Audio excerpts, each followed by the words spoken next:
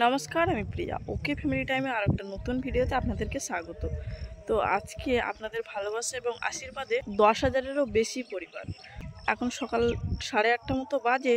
তো সবাইকে জানাই শুভ সকাল। তো আপনাদের ভালোবাসা এবং আশীর্বাদ না থাকলে এটা কখনো সম্ভব হতো না।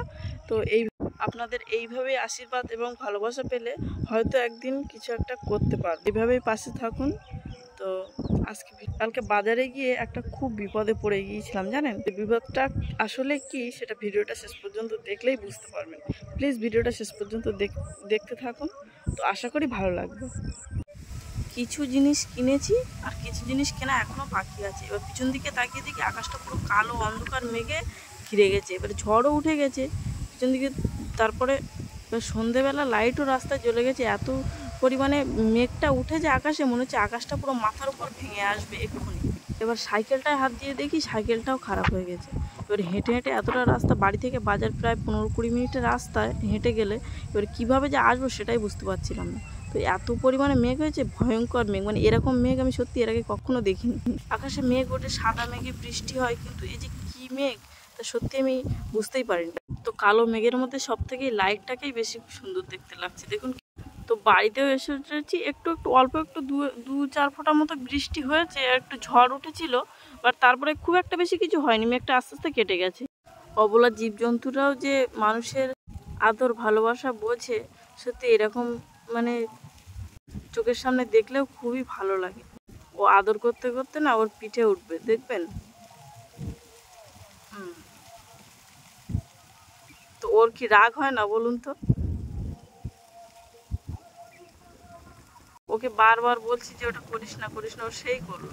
এবারে দেখুন, তারপরেই আবার ওর যখন আবার আদর করছে তখন আবার ও ঠিক হয়ে গেছে। অবলা জীবজন্তু বলে ওরা যে কিছু বোঝে না এমনটা কিন্তু কখনো না।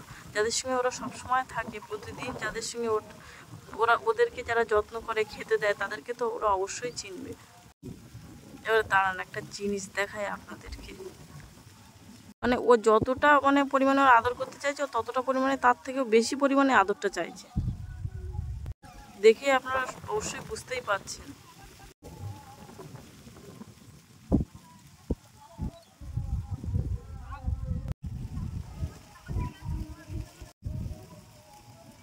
দেখবেন গরুর কথাতে আছে, ভগবান শ্রীকৃষ্ণের মারেই নাকি গরুর এক পাটি দাঁত নাকি পড়ে গিয়েছিল। তো এটা যে কতটা সত্যি আমি তা জানি না, কিন্তু গরুর সত্যি নিচের পাটিতে দাঁত দেয়, কিন্তু উপরের পাটিতে দাঁতই নেই। বাট এগুলো গল্প কথাতেই শুনেছি যে ওরা নাকি কোনো এক জায়গায় এঁঠো পাতা খাচ্ছিল, কলার পাতা, তো সেই জন্য ভগবান শ্রীকৃষ্ণ নাকি মেরে একদিকের দাঁত হয়ে গেছিল। এটা কতটা সত্যি আমি জানি না। সবাই ভালো থাকবেন, সুস্থ থাকবেন, সাবধানে থাকবেন। আর ভিডিওটা ভালো লাগলে একটা লাইক করে দেবেন। আর সবাই ভালো থাকবেন, সুস্থ থাকবেন, সাবধানে থাকবেন। আর ভিডিওটা কেমন হয়েছে আমাকে সেটা কমেন্ট করে অবশ্যই জানাবেন। নমস্কার, দেখা হচ্ছে পরবর্তী একটা ভিডিওতে।